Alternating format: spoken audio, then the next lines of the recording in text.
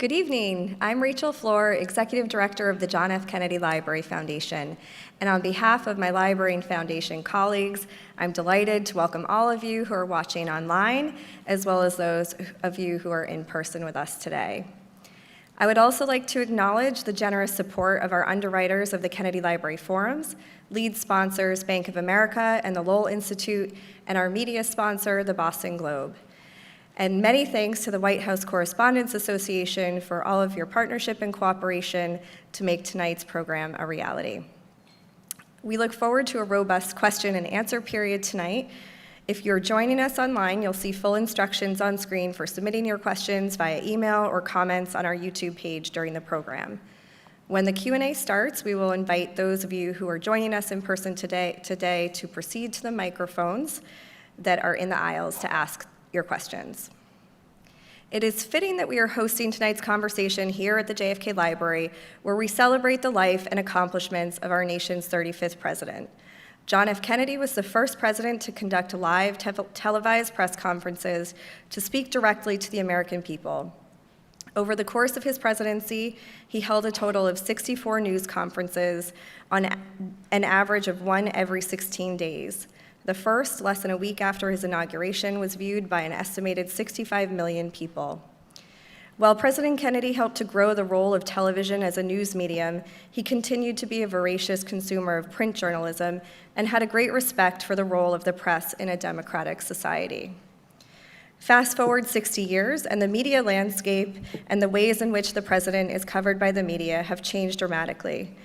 We are so grateful to have this timely opportunity to explore key issues in covering the presidency with our distinguished guests this evening. I'm now delighted to introduce tonight's speakers.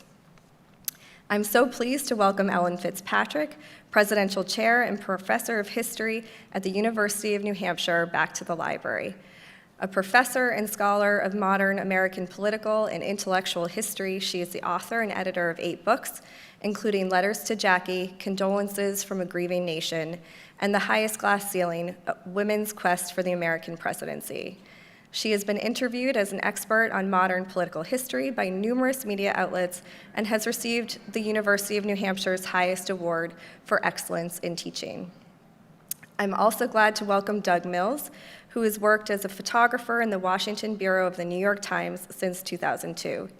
He previously served for 15 years as chief photographer for the Associated Press in Washington and joined the AP after 4 years in the Washington Bureau of United Press International.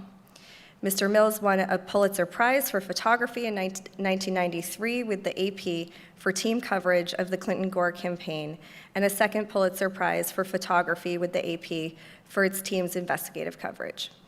He has also won numerous awards in the White House News Photographers Association. I'm also very pleased to welcome Darlene Superville, a veteran Associated Press White House reporter who has covered Presidents Obama, Donald Trump, and Joe Biden. Her portfolio included coverage of First Ladies Michelle Obama, Melania Trump, Jill Biden, and Laura Bush. A little bit of Laura Bush. She is a co-author of Jill, a biography of the First Lady, about Jill Biden. Before covering the White House, she was a supervisor on the AP's national political desk in Washington for the 2008 presidential election, a role she also held during the 2000, 2004, and 2012 election cycles. She has covered Congress and federal agencies and spent several years on an enterprise writing team. And finally, I'm delighted to welcome our moderator for this evening to the library, Tamara Keith has been a White House correspondent for NPR since 2014 and co-hosts the NPR Politics podcast, the top political news podcast in America. She has previously covered Congress and served as a business reporter for NPR. She has deep roots in public radio and got her start in news by writing and voicing essays for NPR's Weekend Edition Sunday as a teenager. In 2018, she was elected to serve on the board of the White House Correspondents Association and currently serves as its president. Please join me in welcoming our distinguished guests.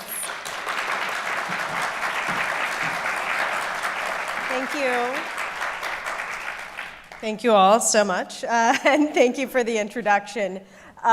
We feel very lucky to be here and to sort of share the story of what it's like to cover the White House through many presidencies.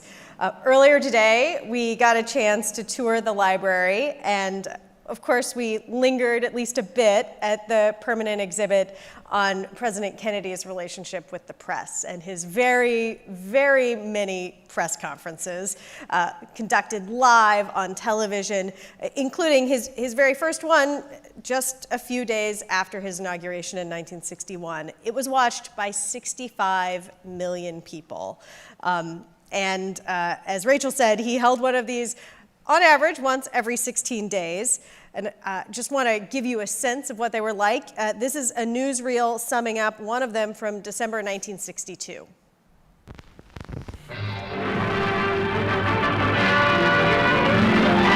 At the presidential news conference, Mr. Kennedy touches on a wide range of subjects, from the vigil we continue to keep on Cuba to the status of the Skybolt, a U.S. air-to-ground missile which Britain intended to utilize as her major nuclear weapon. Mr. President, sir, if it becomes necessary to cancel the Skybolt missile program because of missile operational inability, what role can Britain play in our mutual atomic defenses?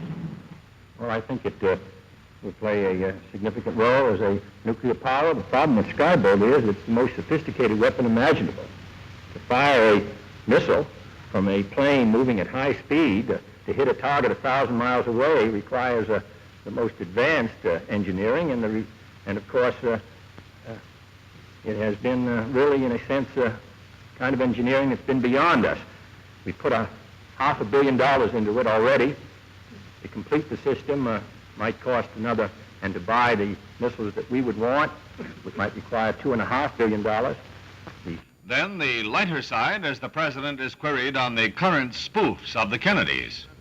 It's been a long time since a president and his family have been subjected to such a heavy barrage of teasing and fun-poking and satire. I mean, there have been books on backstairs at the White House, and cartoon books with clever sayings, and photo albums with balloons and the rest, and now a smash hit record. Can you tell us whether you read and listen to these things and whether they produce annoyment or enjoyment? Annoyment. No, they produce, yes, I have read them and listened to them. Actually, I listened to Mr. Meader's record, but I thought it sounded more like Teddy than it did me. But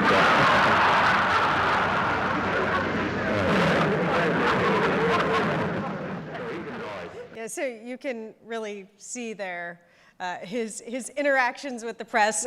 The length of the questions felt quite long sitting here, long compared to our current length of questions when we're often shouting over Marine One, sort of. Or each other. Or each other, one or the other, shouting loudly just a few words to try to get the president's attention. Ellen, I'd love to get you to weigh in here on what that back and forth was like. Well, as you saw in the little clip there, President Kennedy had just an incredible ability to speak extemporaneously. He would study for these press conferences as if he was cramming, as he did for the debate with Richard Nixon, spending a day and a half more, making sure that his advisors would fire every kind of question at him so he'd be prepared. He was a very smart guy and extremely articulate, had a wonderful sense of humor. So it was an opportunity, really, for him to communicate to the American people and to show off who he was, and he really enjoyed it. He enjoyed the press. Yeah, so watching that clip, as a journalist, it produced a little jealousy. I will say President Kennedy held 65 press conferences during his shortened presidency. President Biden is currently at 22 so far, and at this rate, he's not going to catch up. Certainly not by the end of this year, maybe not by the end of next year. And meanwhile, I have to figure that President Biden would envy the size of the audience that President Kennedy got, 65 million people watching the first press conference. There's basically nothing that the president can do these days that will attract that kind of audience, because, in part, because the American media landscape is so diffuse. So just to set the table a little bit more, I want to ask President Kennedy why this all matters. In the clip we're about to see, he's asked how he feels about his press coverage.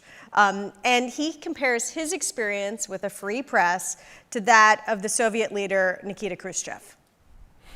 There's a terrific disadvantage not having the abrasive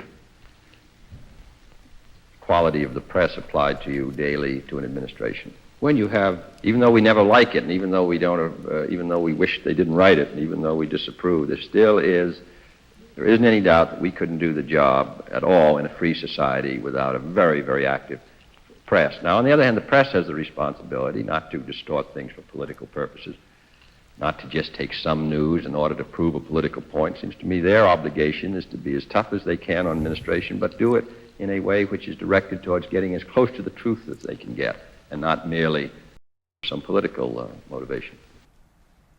And I would say, Doug and Darlene, many of the presidents we have collectively covered would share that viewpoint, or would express it similarly, but not all of the presidents we've covered. True. Very true. I mean, there's always a love-hate relationship between presidents and the press who cover them. It's time immemorial. That's the foundation. Right. Ellen, he had this friendly back and forth. He was very prepared for these events. He certainly saw the power in being out there and being on television. But at the same time that he was very out there, he also wasn't particularly transparent about certain things. I think about his health, for instance. Well, the thing to remember about this is that President Kennedy occupied an absolutely unique moment in the story that we're discussing tonight, in which he was the first television president, the first president that we saw live in press conferences. And he also, though, was president at a time when, so he benefited greatly from this exposure and heavy coverage by the press. He had a beautiful wife, adorable young children. So all of that worked extremely well. And in addition to that, it was a very different moment in terms of journalism. And no, he wasn't transparent, but nor was he asked these questions at his press conferences.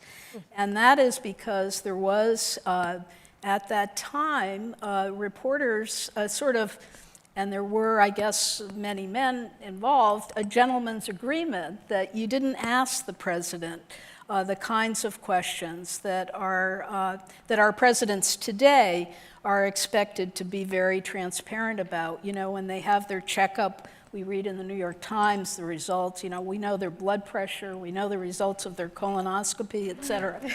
So none of that was true when President Kennedy was president. And so some of the reporters who knew him well knew more than they ever reported, and they wouldn't have reported it. It wasn't seen as appropriate to do so. We have come a long way. Wow. Well, that's a question, though, have we? Are we better off now than I sometimes wonder? Of course, the more the public can know, the better, but it was a very different time. And we've lived through reality television. There's a bit of a desensitization. The shock value of almost anything has worn off these days. Doug, you covered President Reagan. He was the first president you covered. And he also was a creature of Hollywood. Absolutely. So you got on stage, you could tell. So what was that relationship like? What was it like to cover him? And how did he, use the media and try, or not? Well, like you said, he was an actor, so he was very comfortable around the press, especially the still photographers. We would have still-only events where television wasn't invited, and he would have us in for probably an hour, hour and a half, just to greet small groups throughout the country, whether it was a 4-H club or good, Girl Scout of America, anybody who was a small group, he would come in, have his picture taken, and then he would tell stories in between to the photographers. So we loved listening to the stories, and we were all on every word, listening to every word, and also photographing him. I mean, I think about President Obama being the most photogenic. President Reagan was right in that class. I mean, you couldn't take a bad picture of the guy. It was really hard, and I think he was very comfortable around the media, and they did a great job of his message, keeping him on message, especially the second term, even after he was shot. So yeah, he was great to cover, and I think the reporters all enjoyed being around him. Great stories again. We'll come back on the plane and talk about it.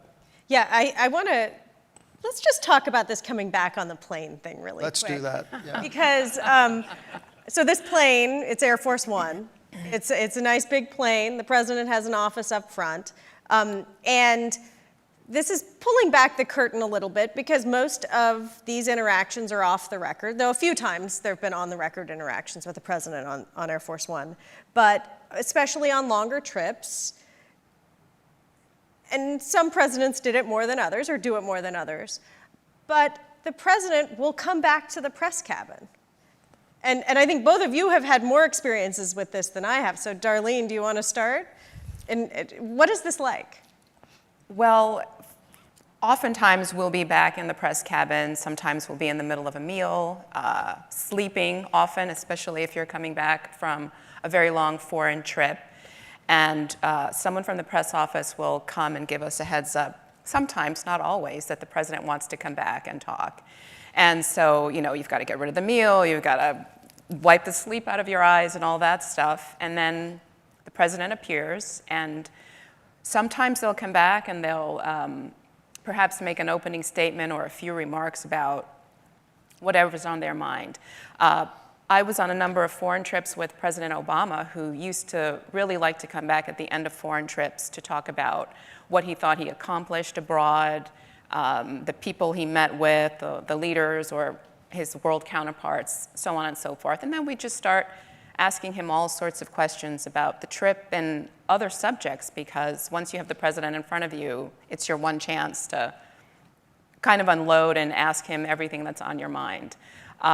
President Donald Trump, who is another president that I covered, he would come back on both foreign and domestic trips. He just loved being around us, interacting with us, even though many of you may know that he referred to us often as enemy of the people and fake news and all that stuff. He enjoyed the interaction.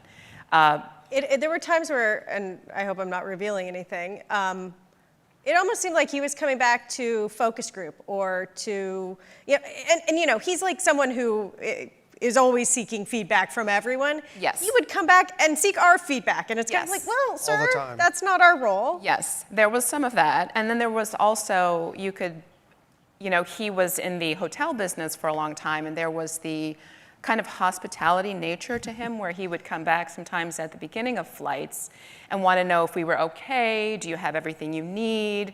I was on a flight one time when he came back with a bowl of candy. There's always a bowl of candy in our press cabin, and he wanted to make sure we all had chocolate. So the interactions vary.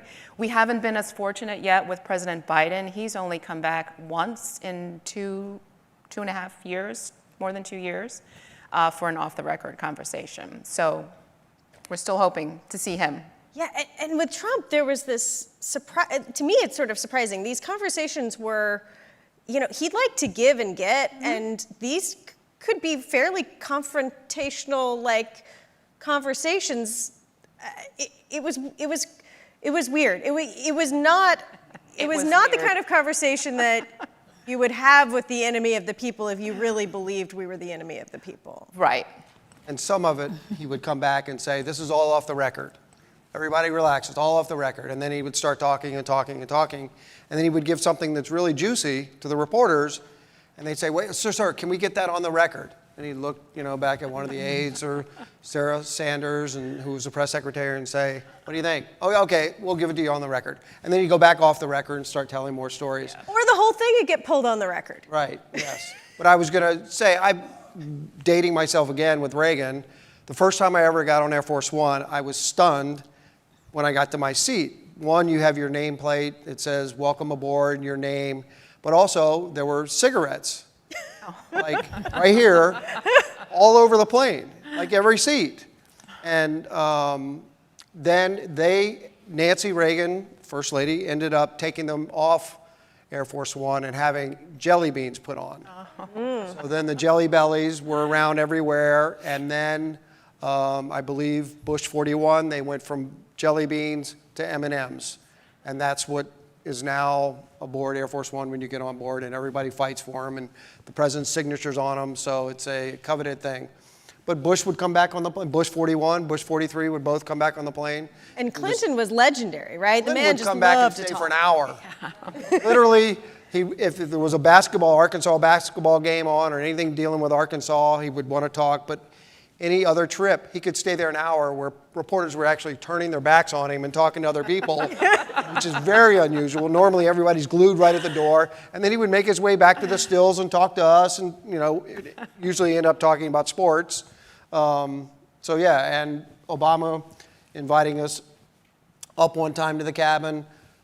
President Trump, on my birthday one time, invited me up to the front of the cabin and said, "Oh, well, just bring everybody. Come on, everybody, let's go up to the front of the cabin."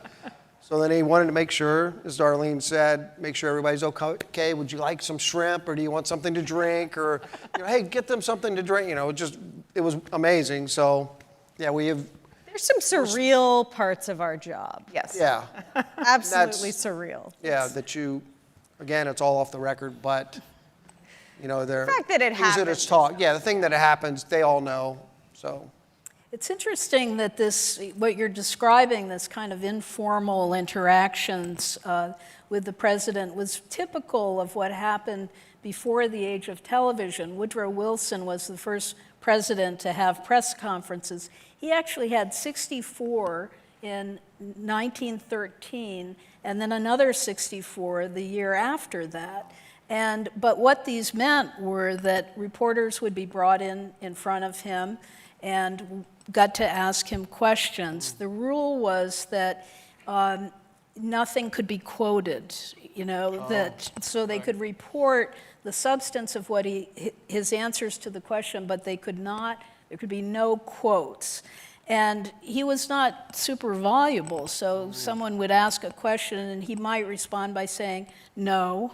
That would be the answer, or "I don't think so." So it was a totally different time. And Harry Truman, Roosevelt did the same thing. FDR, of bringing reporters into the Oval Office to sit and to have these kinds of interactions. But it's a whole different thing when television and mass media enter into it, beyond radio, which of course FDR used. Doug, I want to talk about the acceleration of the news cycle. And recently we were at dinner and you told the tale of covering Ronald Reagan's vacations. Yes. President Reagan's vacations. And I nearly fell over.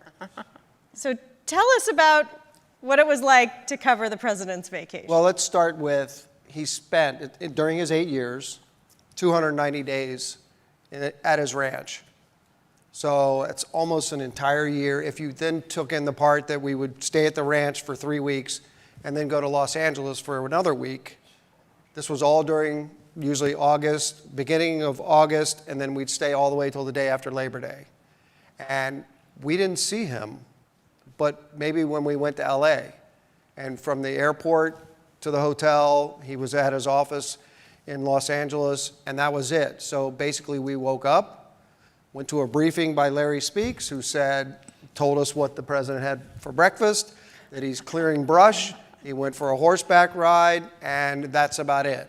And it just became, because there was no 24-hour news cycle, there was no, feeding the beast sort of, So that was it. That was 20 minutes of our day. The briefing was over, but we were there just in case something happened. And then shortly, I guess, around the Lockerbie bombing, CNN came on, and then all of a sudden now it's 24 hours, and the news cycle just started from there, and it just continued to grow and grow and grow. But the Reagan years there was a lot of free time during that month of August, and I mean, literally days, weeks where you wouldn't see him, and that's just unheard of now, where, you know, Darlene, Tamara and I were saying that you couldn't believe that you could go that long without even seeing the president, much less hearing from him or knowing that he's healthy, or no matter who it is. So yeah, it was a very different time, and you know, we would carry our dark rooms out there and set them up in the hotel and wait for something to happen and just never take a picture the whole time we were there. Of course, our tools of the trade have changed a little bit too. I mean, you don't have to go into a dark room. Right. Let alone carry your dark room. You carried a dark room? We carried the dark room in 2 different Halliburton cases, as some of my colleagues who are out here, John Swart would be able to tell you. Yes, we set up many a dark room in many a hotel and ruined many countertops and tubs with the chemicals. With the chemicals, oh my God. Yeah, because that's what we did. And now, Doug, you take a picture and your camera sends it to the New York Times. yes, I've gone from carrying 2 cases now to having a Sony camera that I can transmit the picture directly from my camera back to the New York Times within seconds, whereas normally on the road, in that dark room, in the bathroom somewhere, for a color picture, it would be 45 minutes. Wow. And that's if everything went okay. And that was over a phone line. So yeah, it's changed dramatically. But for the good. I mean, it's a lot more work for the photographers, just like it is for the reporters. Yeah. You're editing also sometimes, and also putting headlines on things, attaching photos to stories. So yes, it's dramatically changed in that regard. Darlene, now, if the president sneezes, The video will be tweeted within minutes. Yes. and the idea of the press not seeing a president for 20 days is unfathomable. Can you explain the concept of the protective pool? Yeah, so some of you may know that everywhere the president goes in public, there is a group of reporters that is literally with him at all times. It's called the press pool, and it's made up of reporters who represent the different mediums. So there are representatives from the wire services, from AP, from Reuters, Bloomberg. There's a TV crew. There's someone from radio. There are still photographers like Doug. And there's also a newspaper reporter who will write what is called a pool report, because not all of the reporters who want to cover the president can actually be in the room. And so someone is always designated to write a little report on what he did, what time he left the White House, what time he arrived over at the Department of Interior, how long he spoke, who he shook hands with, took photos with, that sort of thing. And part of our function, there are at least 2 main functions, reasons why we exist. Doug alluded to this earlier. One of it is that we are there at all times in case something happens, the God forbid moments when something might happen to the president or someone close to him. The second reason is not only should something happen to him, but in case something happens somewhere around the world and he needs to address the American people, he needs to make a statement or to react quickly. All the media is there. We can set up within minutes, and he can literally come, talk to us, make a statement, and take questions. Yes. Ideally. Ideally. And some really notable instances of that are, for instance, on 9/11, President Bush was at an elementary school reading a book, and then there was a national crisis. And there was a very real question about where the president was, whether he was safe. The pool stayed with him. Now, they did, because they were scared and a lot of other things, they did reduce the size of the pool, but they still had 5 people with the president as he went to an undisclosed location and other places. And they were there. It was important that the pool stay with the president to reassure the nation that the president was okay and that the president was in charge. And the value of an independent press pool, and not just the White House putting out a statement saying, oh yeah, everything's cool, is that independent verification, that proof of life, that proof of that it isn't coming from a government source, but that it's coming from an independent source, and ideally multiple independent sources. And one thing about us, that 13 members of the pool who travel with the president, we pay for all the expenses. Our companies pay. It is extremely expensive.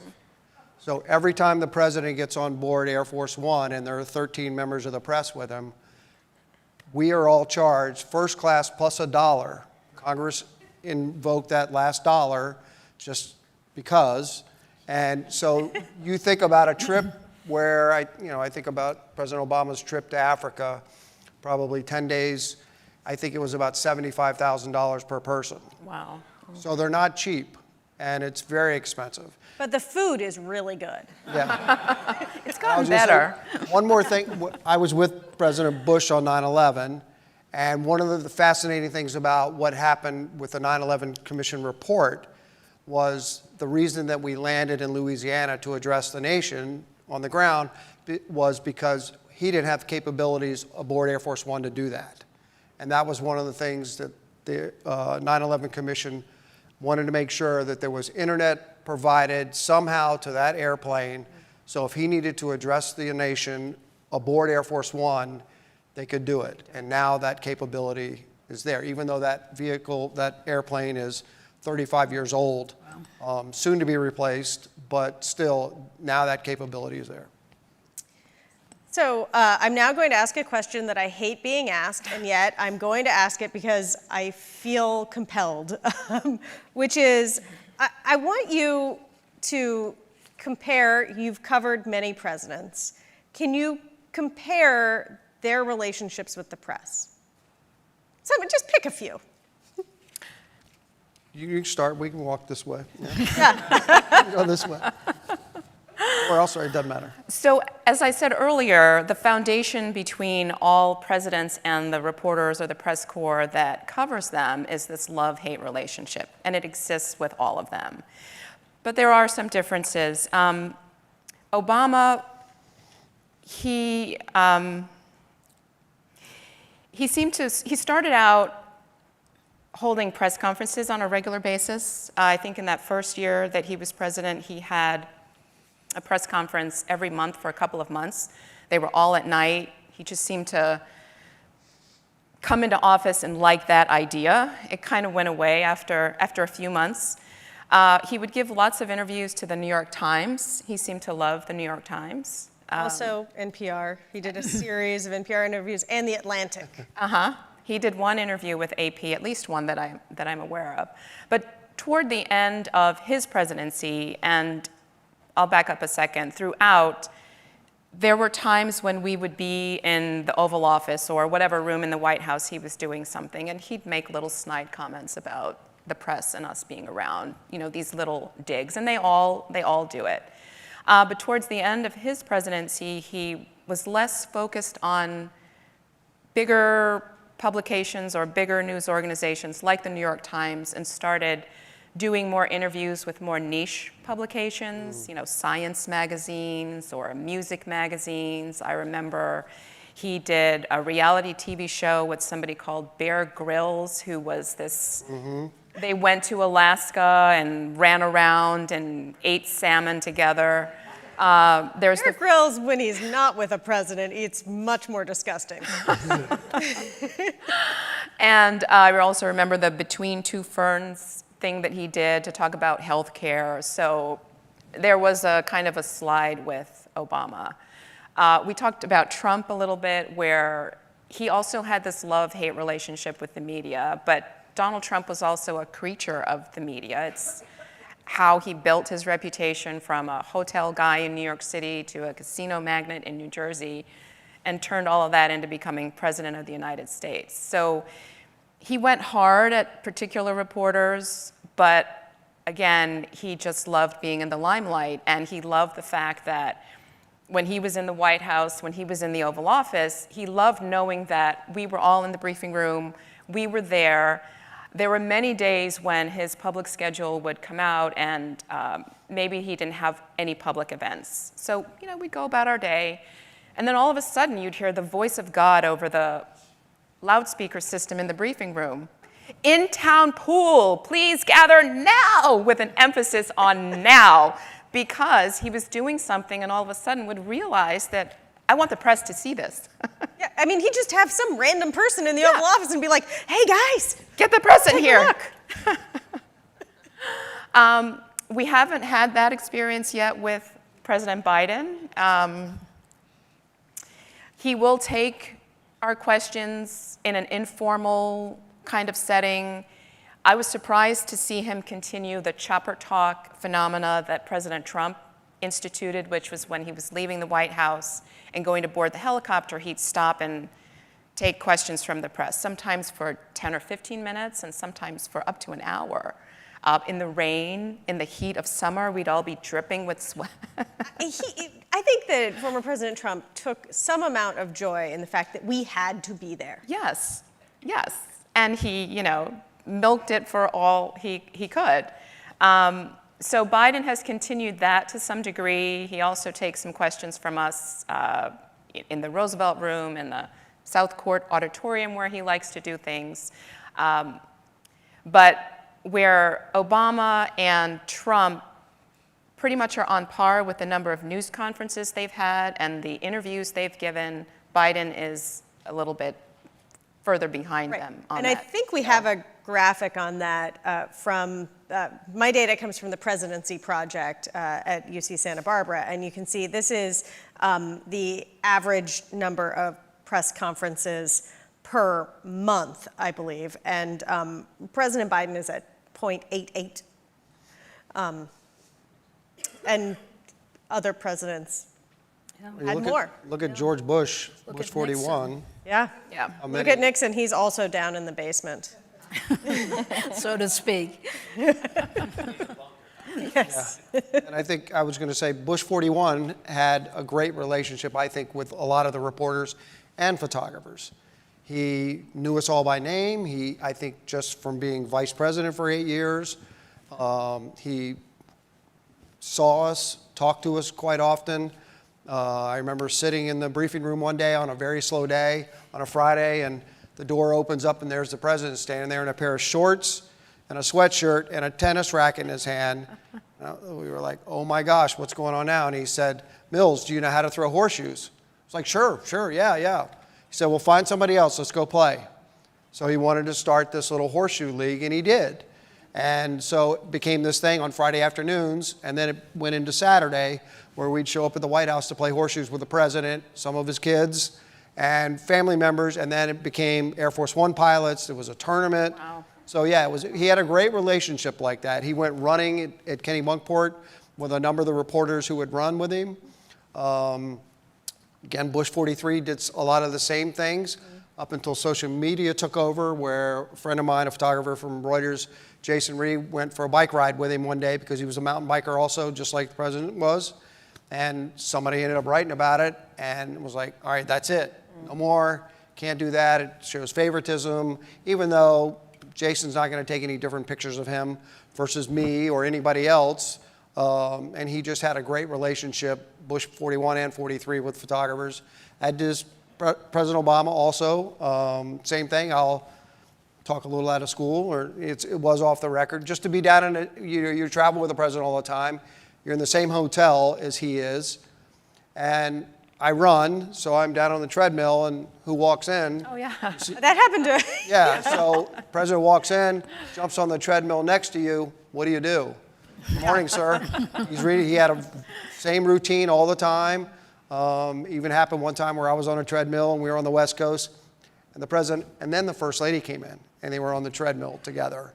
I was like, all right, I'm out. Yeah, that's like button, performance leaving. anxiety. I left, yeah. One of the other things that I would say about President Trump in terms of comparing the presidents is that Trump would often get very frustrated with us in the White House press corps because he either didn't understand, or I don't know what it was, but he thought that we should be writing positive stories about him, promoting the administration more than we did, and he didn't seem to understand that we are independent, and we don't do that. That's not our role to like promote him or to make him look good, and that was even more fuel for the love-hate relationship that is the foundation of our relationship with presidents. Well, and I think he came from the background of entertainment Celebrity, press. yeah. Celebrity press, where you feed them some juicy gossip and you get the story you want. And that's not how we operate. Like, you can't offer us a cheese plate and get a good story. That's just not how the White House press corps works. Right. Well, consider the example If he offered of, us a cheese plate, we'd have to pay for it. Yes, we actually would have to pay for it. And there were some instances of them providing some very nice spread, and then you get the bill later and you're like, oh boy. Consider the example of Ben Bradley, who was, when President Kennedy was elected, he was very, the Bradleys and the Kennedys had met each other. They lived just doors away in Georgetown when President Kennedy was senator. And the two couples were relatively the same age. The wives were pregnant at the same time during 1960. There's a funny story that Bradley told about being with, they were invited the night that Kennedy was elected president. Jackie and the president invited Tony Bradley and Ben to dinner. And the two women were then 8 months pregnant. And when President Kennedy came into the room, he looked at the two women and said, "Okay, girls, you can take the pillows out now. I won the election." Wow. But it set up this situation where they were intimates. I mean, they were close friends. And Bradley was working for Newsweek. That continued through the presidency. And Kennedy did reward Bradley with some, very big stories, but also attempted to be fair. It was a complicated negotiation, but a much more informal one and a very small press corps at that point. Well, I would say that is not a model that we follow these days. Though that said, President Biden just did an interview on The Daily Show with Cal Penn, who used to be part of the Biden administration. Cal Penn was filling in on The Daily Show. So there are definitely instances of, as the White House says, they are trying to go where the American people are, meet the people where they are. They sometimes try to meet them where they are by going to friendly interviewers or friendly venues. I want to run through some of the technology changes that have happened in our industry and what that has meant for the relationship between the press and the presidency, and how various administrations have used these innovations to try to go around us. We have radio. And we have television, and then live TV, and then cable TV, and then the internet, which just accelerated the news cycle. And then you get social media, which both accelerates the news cycle and completely and fundamentally changes the relationship between the press and the president, the way the White House communicates. Everybody thinks about Trump and Twitter, but there are plenty of examples in the Biden administration of them using social media to try to get past us. Doug, I'm thinking about photos, or Darlene, yeah. Yeah, I'll jump in on that. Just because I think a lot of the American people, or people who are looking at a lot of the social media that administrations put out, don't know, from a photographer standpoint, don't know whether the photo was taken by a news photographer or not. So, and Instagram, Twitter were really big during the Obama administration, and there was quite a bit of pushback from still photographers like myself and other photographers at the White House, the wire photographers, just about them putting out pictures from meetings, bill signings, meetings in the Oval Office, just general moments that we would normally have seen or would like to see. and the White House photographer was putting them out on social media, going around the media. So some of these were in using Flickr, Instagram to do that, and so then they were pulled off the internet and then published in newspapers. And it would just say the White House, or if AP or one of the wires or Reuters or anybody, or Getty, anybody pulled that image off the internet to publish it, then it ended up in somebody's front door, and they open it up and look at it and think, oh, it was a news picture, when in fact it was a White House photo. So. And why does that matter? Because it's filtered, it's propaganda. I mean, that's a strong word, and I've been pushed back a number of times from different administrations for using that word, because I feel like it is, because it's unfiltered, or there's no filter on it. They're putting out what image they want you to see. That's being, this is a perfect example here. We went to Africa with the President Obama, and he went into Nelson Mandela's jail cell. And this photo op was talked about for weeks before it happened, because it was put on the schedule. Yes, he's going to visit the cell. There was so much stress and so much anxiety about this. Photographers, getting amped up, editors getting amped up. And we were told, okay, we're going to be going in. We're going, wait. Then we ended up going down the hall. President Obama, the picture on the left was what we saw. That was what all the wire photographers saw, myself, and all the pool that was there. Television saw the same thing. And then we were like, wow, that was, very impressive. Just he looked like in a really somber moment, reflecting. And then we get out 30 minutes later on Twitter, Flickr, Instagram, everything is the White House photo of actually showing what happened 5 minutes before we got there. But yet that picture was put out. It got a lot more, exposure than our pictures, because it actually showed him with his daughter and during the tour with his family, and it just had so much more impact, when in fact we could have been down there doing the same, watching and photographing the same thing, but we were excluded. So that was a huge bone of contention amongst the White House still photographers. And and every time we get into this situation now, the Trump administration did not use it that much. The Biden administration does not use it that much. And I think even President Obama obviously read the stories that were out there, because I became a lightning rod to it and did a lot of interviews. But I think he took notice, and they fixed the problem. And they didn't use it as much. But it was a road that was going down way too often. And I think the president recognized that and did a great job by trying to steer away from it. So it is something that is, critical to our business. Because when you look at a picture that's shot by a news photographer, you want to know it's actually a news photographer's picture and not a government photographer who had 5 or 6, maybe 10 people look at that picture who worked in the administration, maybe even the president, maybe the first lady. Because I know that that's happened in other administrations, where that's the level of it goes to when the White House releases a photo of something that happens inside the White House.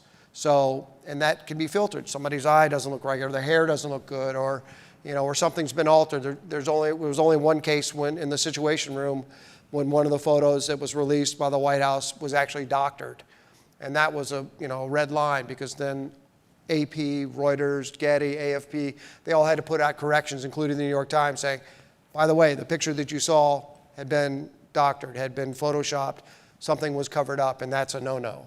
So Darlene, sorry to ramble about it. It's my heart. He feels passionate about this. I am. Darlene, next up, your turn on the soapbox. Is it that clear? But a White House has many ways of going around the mainstream media and the press corps that cover them daily. What are the reasons that maybe they should think twice about that? A big reason, especially if they're trying to go around us by going to social media, to Twitter, is that if they've got 80 million followers on Twitter, or whatever the social media outlet du jour is, they're really only talking to those people. Whereas if they talk to the AP, or talk to TAM, or talk to the New York Times, all of those organizations have a much broader readership than 80 million. AP, for example, is read around the world. Our stories are go to news organizations in every country. Same with the New York Times.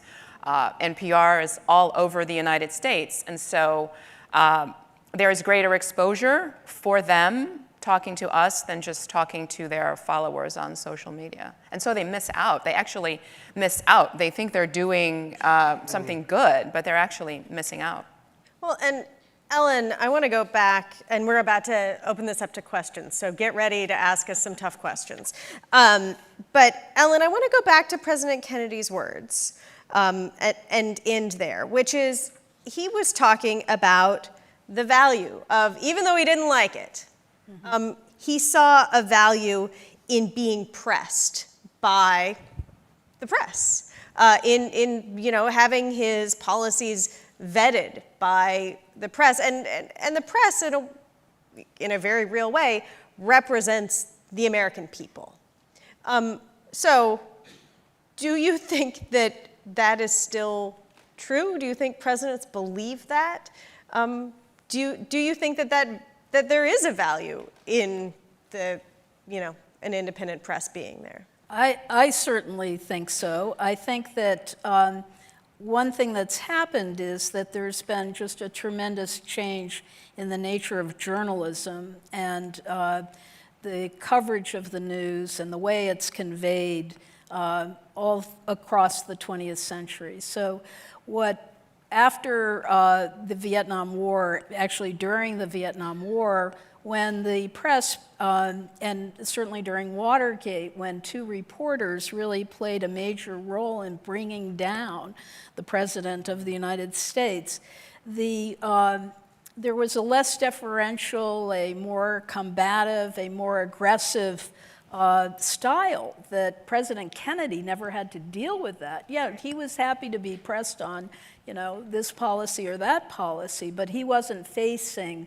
what his successors faced when the press played a very important role in bringing the truth to the American people when it was clear that the United States government and sometimes the president himself was lying to the public. And so this has very much altered the situation. And I think today we have there are so many sources of news that are this whole ideal that once drove the press of we're going to report the facts as they are, and then the people will draw their conclusions from that. Now we have this blend of reportage and opinion, particularly in television, so that people are watching, let's say, Fox or CNN or MSNBC to hear they're driven by ideology or their own political beliefs. And so these lines have become very, very blurred. And it is very tempting, I think, for the presidents to exploit that and use to their own end. And we've seen in the case of President Trump, of course, these explicit and very hostile attacks on reporters, verbal attacks.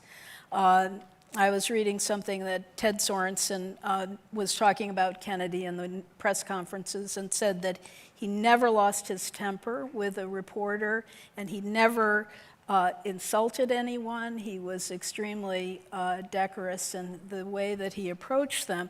And we've seen, this has been extraordinarily changed just in the last many years. So there are a lot of issues here that I think are really hard on both sides. And so those are macro historical changes that have occurred, and we're all being shaped by them.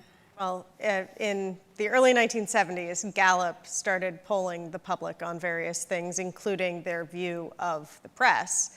And let's just say it's been a catastrophic dive in the public's trust and faith in the press. And it's gotten dramatically worse in the last few years. There's also, though, been a catastrophic dive in the public's view of the United States government. Yes, in the all same institutions. period. No, basically all institutions. Exactly. But our institution, too.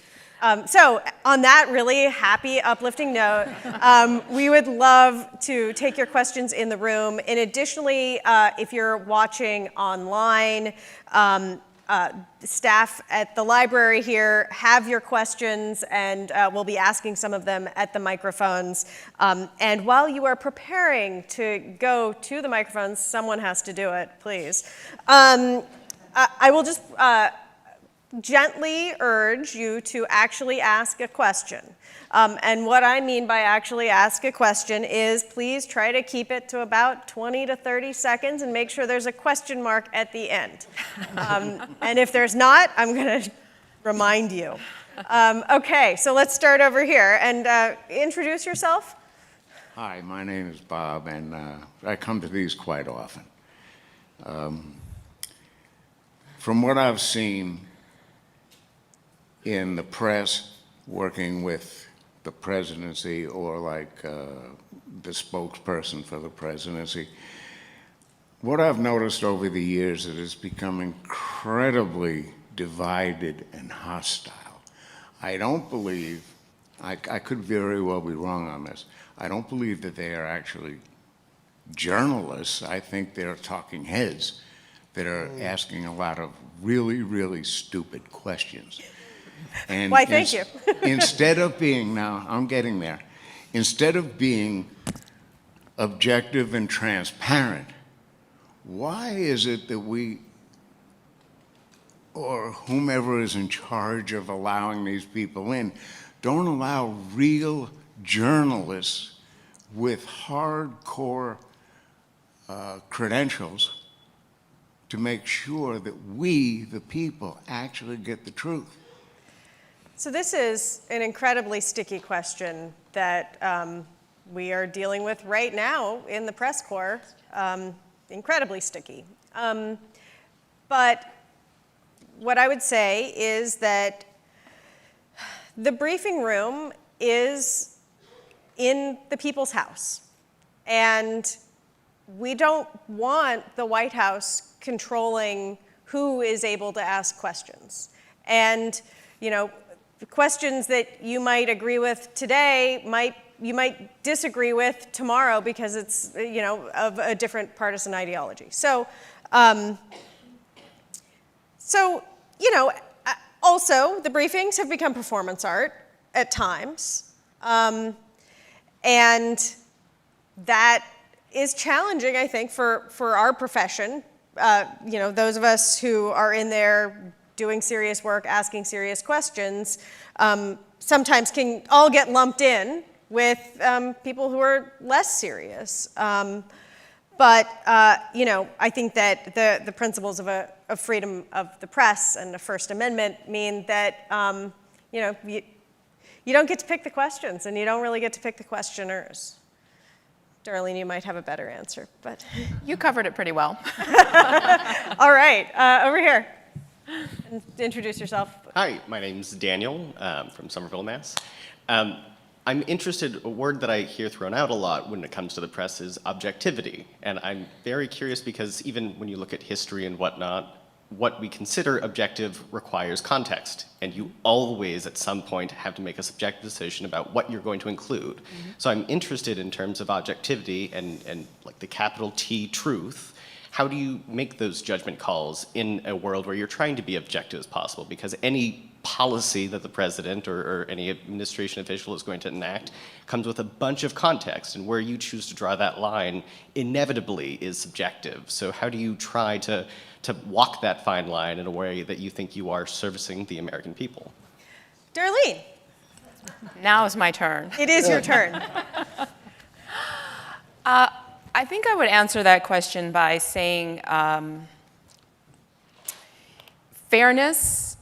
We all realize that we're all individuals, we have feelings, we have thoughts on subjects ranging from A to Z, but I think the important thing that we all try to do, I know I try to do this, at AP, our history and our reputation is based on accuracy and fairness, and just also trying really hard not to let your individual feelings about whatever subject it is that you're writing about kind of bleed its way into a story. Policy that you're writing about, you want to do your best to explain to people what the policy is, how it will affect them, if there's a cost associated with it. Since we're all Washington reporters, what is it going to cost? What has to be given up in order to get this policy or this new benefit or whatever the case may be. So I think journalists, to a degree now, today, are maybe shifting away a little bit from cloaking ourselves in this cloth of objectivity and talking more about just being fair and making sure that all sides of a story are represented, and that we're giving facts, being factual and honest and contextual, as you talked about. And generally, I try not to put lies on the air. That too. And if something is verifiably not true, then I try not to put it on the air, because the amount of time that I will have to spend, sandwiching it in facts, it just amplifies the lie. And this is, sometimes the lie is the news, and then you have to sandwich it in truth. But these are challenging times, and I do think that, as Darlene says, there's been an evolution where, there was a time where it was like, well, I'm just gonna, this person believes in climate change and this person doesn't believe in climate change, and we're just gonna put them both in our story and let the people decide. And I think that we have moved more in a direction where if something is just not based in fact, then we're less likely to give it equal weight. Over on this side. Hi, Erica Lawless Stoner. I think the burning question in my mind really, I'm going to say what I assume are kind of cuss words to y'all. Murdoch, Fox, Dominion, that's really kind of highlighted, underscored, whatever your preferred spotlighting kind of, it's made us all kind of go, okay, what's real? And it's calling into question a lot of literally what you guys put out there in the world all day, every day. How is that, like, this case going on, and obviously all the January 6th stuff, and how it all layers in together, how is that changing the playing field for you guys? And how do you see us all righting the ship so that we can go, yep, what I'm seeing is actually factual and reflects maybe not necessarily my perspective or her perspective, but a valid perspective of what's going on? Ellen, I see you nodding. I don't know if that means you want to go first. I'm the least qualified to answer the question, but let me dive into it. I think this is really a wonderful and important question that you've asked. And one of the things to think about is that when Senator Joseph McCarthy in the early 1950s was embarked on a campaign to root out communists who he alleged were in high places in the government, he was avidly followed by newspaper reporters, and in part because he made himself extremely accessible. He cultivated them. He went to, drank with them after they had formal meetings and so forth. And the press, an essential dilemma arose at that point for reporters in a more traditional time when print journalism was really driving what the American people could learn about the news. How do you're covering Senator McCarthy, how do you report, put in the paper what he says, much of which were lies, distortions, demagoguery, without advancing it? So you're going to say what he said, but when that story winds up on page 1, and we're adhering to a standard of objective journalism where the journalist is not supposed to say, yeah, he said all these things, but, doubtful, or to raise questions about it. The news, in covering the news from that standpoint of objectivity, you may be furthering the disinformation. And so today we have various ways of, various ways of doing that. And even then, the courageous cartoonist Herb Bloch, even though, the newspapers were not putting in this kind of editorializing, the reporters weren't, in his cartoons, he was the first person to use this phrase, McCarthyism, and showed a big pile of pots of, tubs with mud coming out of it and an elephant being dragged towards it. And the caption was something like, you expect me to stand on that platform? And he had written McCarthyism across it. So I think this is very, very difficult. I draw a distinction between print journalism and television. What the news that we're seeing on TV versus, what Darlene is doing and your photographs and Tamara as well. So it's very, very difficult now when these lines have become so porous, I think. Well, and at the risk of saying something I will regret, the Dominion case and the text messages and everything that has been revealed there is deeply disturbing on a number of levels to anyone who cares about journalism. I mean, the journalists were maligned as journalists. How dare them want to fact check? How dare them want to do journalism at this organization? And the personalities who were doing these texts and all of these things that we've seen and the testimony of Rupert Murdoch, they were all afraid of telling their audience something that their audience didn't want to hear. And they were afraid of losing their audience or losing their stock value because they reported the truth. Now, many of the people who were expressing this, all of the people who were expressing this, were on the entertainment side, the so-called entertainment side. But it's very blurred. It's very hard as a viewer to know the difference between, I can't even, there are some shows where I was like, is that on the entertainment side? I don't know. It's very hard as a viewer to know the difference. There was a period where I wanted to get embroidered on a pillow, cross-stitch, I'm not here to make you feel good. Like, that's not my job as a journalist, to make people feel good. I didn't end up spending the money on the pillow, but Get one for you. It's never too late. I think that there's a danger in giving your audience what they want when the truth is something else. So there you go, off the soapbox again. Let's go over to this side. Hi, we have some questions from online, so I'll be asking 2 at this point. Great. Doug, talking about not seeing Reagan for weeks. Wilson was in Europe after World War II for months. Did the press cover what he was doing daily? And the second question is, what was the relationship with the Secret Service as they covered public events? Well, and didn't Wilson have the flu?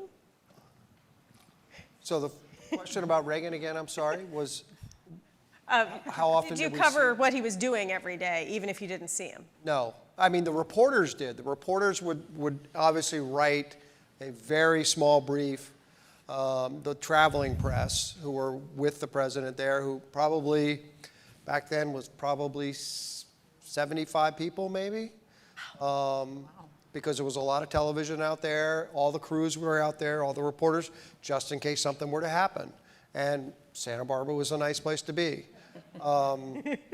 So photo-wise, we did not see him, but maybe 4 times, 5 times, and that was only getting off Air Force One and getting on Marine One when we landed in Los Angeles. And when we got to LA, he did not do anything there really public. So we didn't see him at all. Tell them about the lens. So there were people who were trying to do this. CBS News, when I was at UPI, because the president would, the press secretary would come down and say, all right, the president cleared brush, had this for breakfast, and then he went for a horseback ride with Nancy, and and so went with him. They found this place on a mountaintop, probably 5 miles away from where his ranch was. And CBS rented a lens to go on a regular television camera that was the size of a U-Haul. It could only fit in the back of this U-Haul. I'm not kidding you. It was a full U-Haul. The whole lens was in there, and there was this guy with this little micro, focusing on it. And he could photograph President Reagan starting off on his walk and getting on his horse in the morning. And because the ride was normally between 8 and 10, by 10 o'clock the heat waves were so bad you couldn't see him.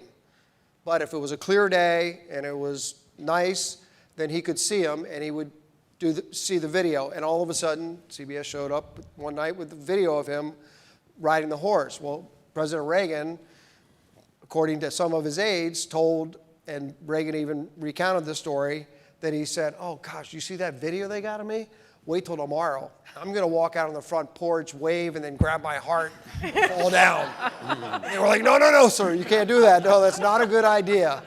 That was the actor part of him thinking, all right, I'll get him. So, but that's how little we saw of him. And there was even a desire and a hunger to do something, but you really didn't. So still photographers went up, took pictures of this guy in the back of the truck taking video of the president 5 miles away, and that was about the extent of it. All right, over here. I'm Jim from Southern Rhode Island. The question, it relates to, Tam, you actually just started talking about a little bit, telling people what they want to hear versus what they need to hear, I think is the essence of a free press. But of course, the pillar of democracy is an informed electorate, and there needs to be good information. And you all, over the years, news reporting itself has gone from, Walter Cronkite, very objective and just the facts man, to then it evolved more to if it bleeds, it leads, and then people started hunting for ratings, and that distorts the news. Now, that's on the news side, but of course, you all now also in competition with news entertainment outlets, and people can't quite distinguish between the two. So I guess it's kind of like an Armageddon type of question here for democracy. Is there any way to outcompete the news entertainment when the American public yearns to be entertained and told what they want to hear, and it basically raises a lot of money, whereas a lot of news outlets are going out of business because they can't make money from telling the truth? Mm-hmm. Yeah. Wow. That's grim. Yeah. Thank you. Yeah, I'm just trying to lift everybody up here with the levity. Yeah. I don't have a joke to tell though, but yeah. Well stated. There's yes. There's no question that is a central problem in our democracy because, and I think that the importance of really, the news is partly about conveying what's going on in the presidency, but as many of the presidents saw it too, as a way to educate the public and inform them about what they were trying to do, and then allow the public to draw conclusions from that. Right. And it's also a feedback. I served in the state senate for 20 years, and if you can't inform the elected to bring them along, you can't get the support of other legislators and governor to pass legislation. Right, and just to pile on the depression here, covering Washington, there are fewer and fewer reporters. There used to be so many reporters assigned to regional outlets or to local papers who would have their person in Washington who would be the dogged reporter who would never miss their congressperson coming in or out of a fundraiser or whatever it was, and could really expose some things. And there have been many members of Congress taken down by their local reporter. There's been a real nationalization of the press and just a massive decline of local journalism that I think is also contributing to our challenge. But I would add one thing too. I mean, you just talked to us about informing the electorate. I think a flip side to that is that you have to have also an electorate that wants to be informed, right? And so if people are choosing to just watch television outlets that are only going to pump out stories that fit their point of view, the challenge, how do you get them to broaden that? Well, and there are people who believe that they are doing their own research and that they believe that they are getting information, and they're really just getting pulled further and further down the rabbit hole, either in Facebook or YouTube. And it's remarkable how fast that can happen. It can happen, yeah. Thank you. Yeah, we did not lift up from there. Let's go over here. All right, cool. So I'm Brian from Boston. To give you maybe a lighter question in the back of the doom and gloom, Hollywood loves to focus on like presidents interact with reporters, West Wing, Veep, all of those. Can you guys watch those shows? Do you think they're accurate, or do the inaccuracies just drive you guys crazy? So one totally crazy thing about Air Force One is that you can watch movies on Air Force One, and you can both watch Air Force One, the movie where press gets thrown out of the plane, or you can watch, I think it's Iron Man 3, where also the press gets sucked out of the plane. So you can be on the plane watching the press get sucked out of the plane, because that's always what happens in a movie. Do you guys watch any of the shows? I have. Go ahead. Go ahead, no, go. Well, I never watched West Wing or Veep. There was a series, was it Lifetime, a year or two ago, that did something on First Ladies, which I refused to watch because it wasn't fact-based at all. And I cover First Ladies, I've covered 4 of them, and I just didn't want to watch that and have that influence what I know. Oh, I eat this stuff up. I love it. Watching West Wing, I always thought like everybody was going at hyper speed, but I think the personalities within a White House are so important to the president, that people get along, they're cordial, they don't have an agenda of their own, that they all are working for one goal, which is supporting the president, the president's agenda. And when those start to fray, then things fall apart. And I think we've all seen that in different administrations where relationships go bad. It doesn't happen as much on West Wing or any of the other Veep or stuff like that. It does to a degree, but that's my take on it. But it's hard to see it because we can see it in personalities that are not on television when people in administrations do not get along or they have an agenda. The DC joke is that Veep is a documentary. Yeah. I would love to do a documentary, photo-wise. Over here. Hi, my name is Zach Orlov, and I'm from Arlington. And my question is going to end up by asking, when does the press say what they don't know, rather than what they can confirm? And the example that I would like to say is that there is in economics theories, and there's Keynesian and free market, but most of all, there's narrative economics.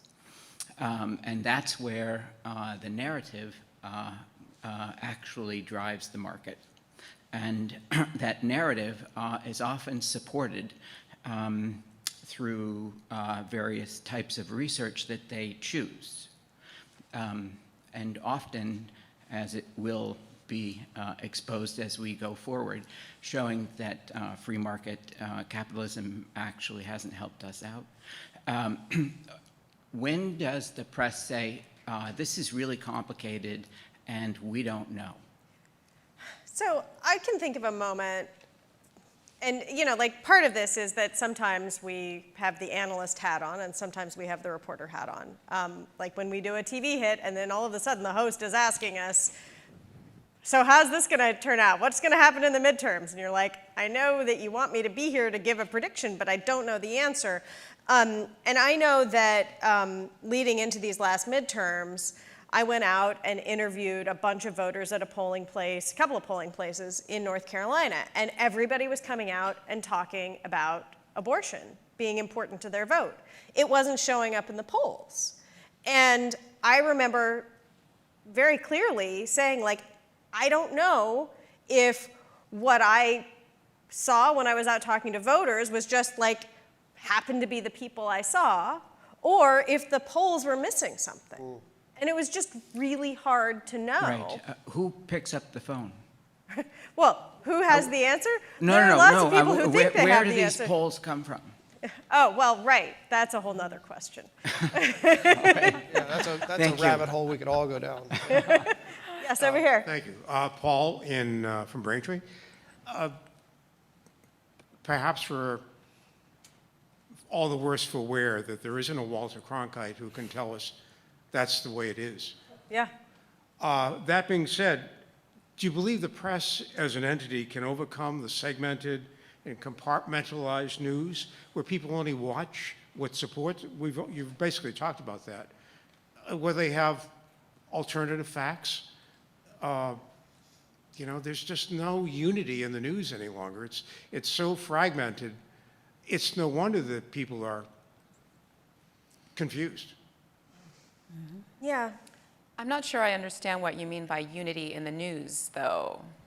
Well, I mean, we're Do you going want- back to do the you- days of Walter Cronkite. But do you want us There all... was a standard, and that doesn't seem to exist any longer. Well, newsrooms do have standards. Depends on the newsroom. Depends on the newsroom.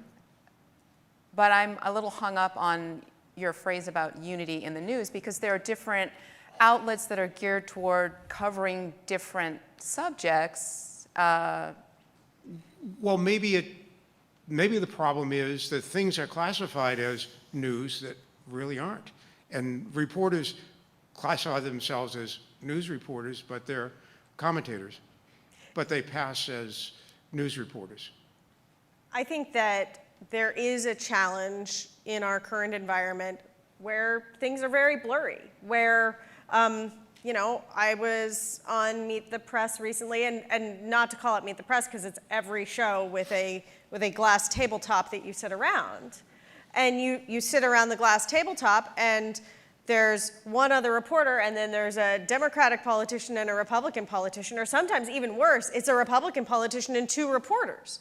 And how are people at home to know who's who? I think that the format of our current media environment often puts us in a position where it's muddy and where it's confusing.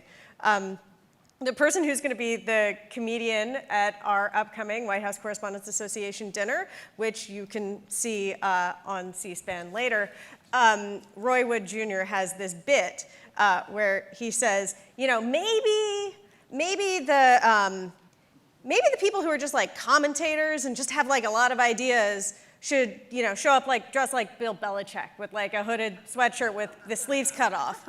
And only the real journalists can wear suits. And then people would be able to tell the difference. And I thought that was just a really, really smart observation about our industry. Thank you. Over there. Hi, my name's Harry, and I want to get back to this thing about informing the public. I know we've lost a lot of newspapers in America in the last 20 years, and so people are focusing on television. So I want to focus for a minute on public media, because we have the CNNs and the MSNBCs and the Fox entertainment stuff. So when Judy Woodruff was running the NewsHour, on Mondays, they had Amy Walter with another woman who would do this Politics Monday thing.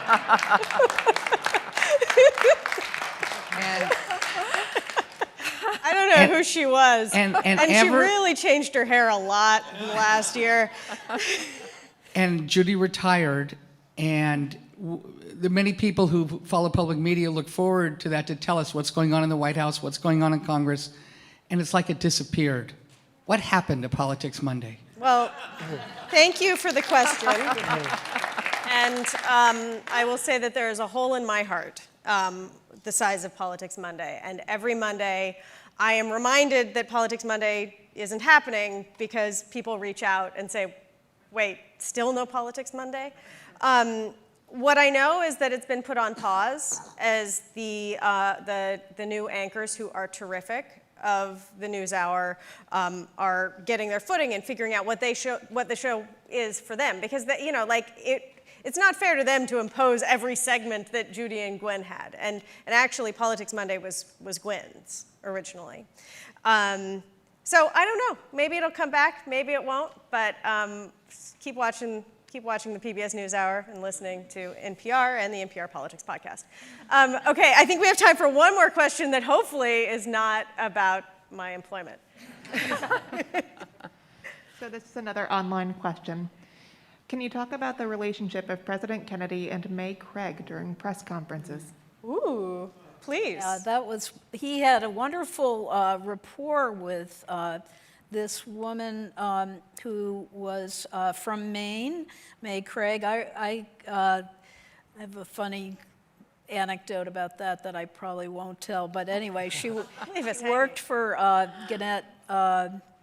She worked for Gannett News, and President Kennedy really enjoyed sparring with, not having her questions, which were always very pointed and often quite critical. And he called on her on as many opportunities as he could find to call on her. He called on her because he thought it really enlivened the whole exchange in the news conferences. And she was very hard-nosed. She was aggressive.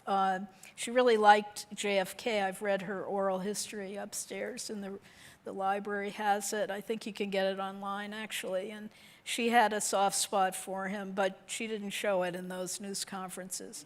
She was known always for wearing these elaborate hats, and that's my story, that when I was a little girl, I did a drawing of May, I think I called it May Craig in the Jungle, and it showed May Craig with these all kinds of tropical fruits on her head as a hat, and all these animals around that were supposed to be the other reporters, I think. So I guess I was alive to this subject before I knew I was going to have a career as a historian. Anyway, wonderful person, and an interesting relationship between these two people. Well, and I will say that our current president often likes to spar with Peter Doocy from Fox News. I think one would argue he almost seeks it out. And much the same with former President Trump and Jim Acosta. Or Caitlin Collins, yeah. Or Caitlin Collins. Yep. There's a thing. They all have one. They all have one or two that they like to go after or find or recognize and know how they report. Yeah. Yeah. Spices it up. Well, we are going to leave it there for now, and want to thank our panel again, Ellen Fitzpatrick. So sorry. It's okay. Ellen Fitzpatrick of the University of New Hampshire, Doug Mills of the New York Times, Darlene Superville of the Associated Press. I'm Tamara Keith from NPR. I also want to thank Steve Thoma, the Executive Director of the White House Correspondents Association, who helped make this possible. Thank you. And also, thank you so much to the Kennedy Presidential Library and the National Archives team. This has been awesome, and thank you all here for coming. Thank you all for coming. Thank you. Thank you.